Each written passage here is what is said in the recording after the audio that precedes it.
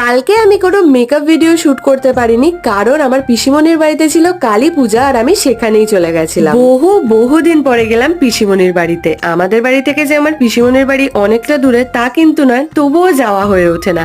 এখনো মাঝে মাঝে মনে পড়ে ঠাম্মার সাথে ছোটবেলায় পাড়ার রাস্তা দিয়ে মাঝে মাঝেই হেঁটে হেঁটে পিসিমনির বাড়ি আসতাম। ওখানে গিয়ে পৌঁছাতে দেখলাম আমাদের বাড়ির প্রায় সকলেই চলে এসছে। আমাদেরই বেরোতে যদিও একটু দেরি হয়ে গেছিল, তো যাই হোক তারপরে আমি একটু ভেজ পকোড়া খেয়ে নিয়েছি। একটা কথা বলি, আমি কিন্তু ননভেজ খাবারের থেকে ভেজ খাবার খেতে বেশি পছন্দ করি। আর এইদিকে দেখো গল্প করতে করতে ঠাকুরও চলে এসছে আর আমার পিসিমনি ঠাকুর বরণ করে নিচ্ছে।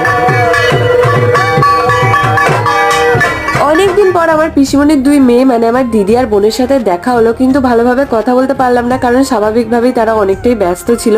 তো অনেকটাই রাত হয়ে গেছিল, তাই আমরা খাওয়া দাওয়া করে নিয়েছিলাম। আর মেনুতে যে কটা আইটেম ছিল সব কটাই আমার ভীষণ পছন্দের। খাওয়া দাওয়া সেরে মায়ের দর্শন নিয়ে চলে আসি বাড়িতে। ভিডিও ভালো লাগলে লাইক শেয়ার সাবস্ক্রাইব করে দিও। ওকে, বাই।